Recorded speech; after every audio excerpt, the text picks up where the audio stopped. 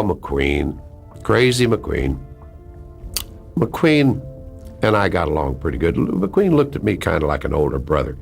And he didn't want to have much to do with me till he got in trouble, then he'd call. In an era of polished Hollywood stars and carefully curated personas, Steve McQueen stood apart. A rebel, a perfectionist, and a man for whom compromise was a dirty word.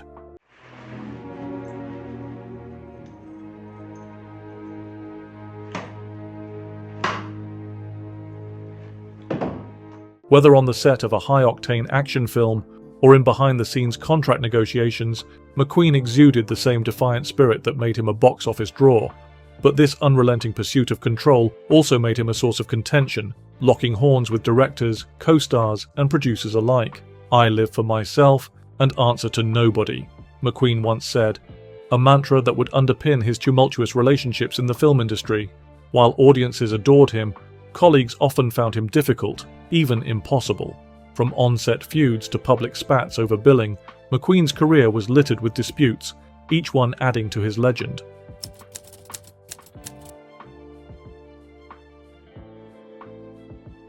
McQueen's tendency to assert dominance was evident even in his breakout role in The Magnificent Seven, where he starred alongside Yul Brynner. Brynner, an established Hollywood icon, fresh from his Oscar-winning performance in The King and I, was meant to be the film's leading man. McQueen, however, had other ideas. From the very beginning, he sought to steal scenes. Whenever Brynner was speaking, McQueen would fiddle with his hat, twirl his gun, or adjust his belt. Small gestures, but ones designed to draw attention.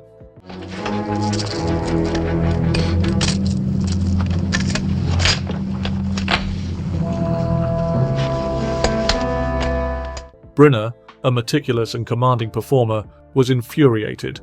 "Steve would do anything to take the focus off me," Brynner reportedly complained. In response, Brynner tried to curb McQueen's antics by having a strict no guns out of holsters rule for certain scenes, but McQueen found ways around it. Yul Brynner was the top guy, and apparently Steve McQueen kept going, you see what Brynner's doing? You see what his caravan is, man? God, he's got all this stuff here. And he just wanted to be the top guy. Yeah. And he got there. Despite the animosity, McQueen's tactics worked. His effortless cool and charisma made him the standout performer, and The Magnificent Seven propelled him to stardom. Brynner, for all his grievances, was forced to watch as McQueen became the new face of Hollywood machismo.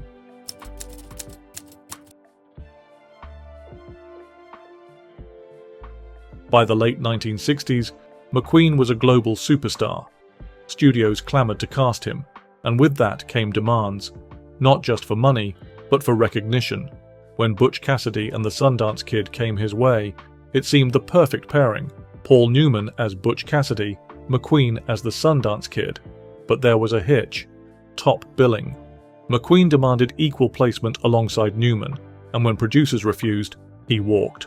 The role eventually went to Robert Redford, who cemented his own stardom with the film. "I don't need to be anyone's second choice," McQueen later remarked. While his ego may have cost him one of the defining roles of the era, he held firm to his principles. Whether those principles were driven by artistic integrity or sheer competitiveness is another matter.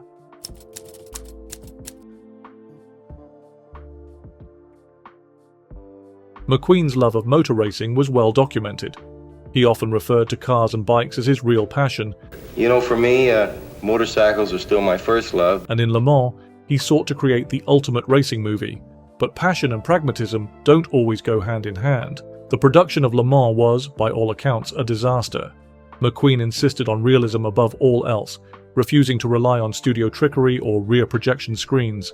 Steve felt he was in the racing business. Whenever McQueen and I had talked about it, the idea was to do one man, one time, one race, and the race would be Le Mans. Real race cars, real crashes, real danger. But there was no script, no clear direction, and escalating costs. He's kind of a force of nature, but he would also do crazy things. I mean, really crazy things, Richard. John Sturgis, the seasoned director who had previously worked with McQueen on The Magnificent Seven, found the actor's stubbornness unbearable. "I can't make a film without a story," he reportedly told producers before walking off the project. Matters worsened when McQueen's reckless approach led to a catastrophic crash, resulting in a stunt driver losing his leg. Just on other things, and that happened on take one. When Steve looks off and is distracted by the blowing up to his right of the Ferrari, and that he runs into the slower 917, it hit every mark on every camera. We had 12 cameras or 14 cameras, and hit every single mark. The film was eventually completed, but at a tremendous personal and financial cost. Le Mans flopped at the box office, and McQueen's production company, Solar Productions, never recovered.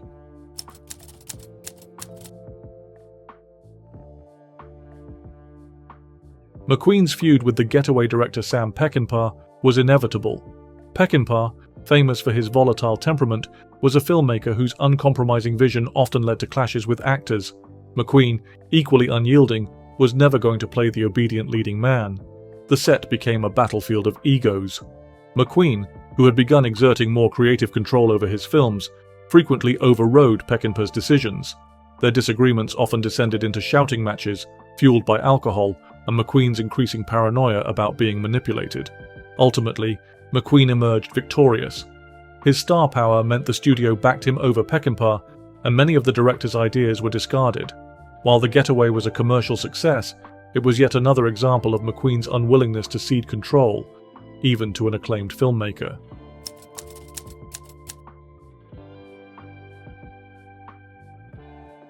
If there was one actor who could rival McQueen's star power in the early 1970s, it was Paul Newman.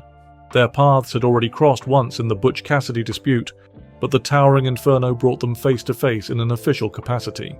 The disaster epic was a rare case of true Hollywood co-lead billing, but that didn't mean McQueen was content to share the spotlight. From the start, he insisted on having the exact same number of lines as Newman. When producers tried to resist, he threatened to walk. Eventually, a peculiar compromise was reached.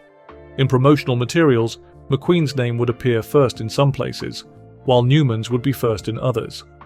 Despite the tension, the two actors maintained a surface-level camaraderie, though McQueen's need to assert dominance never waned. Steve always had to have an edge, one crew member recalled, even if it was just by a single word in the script.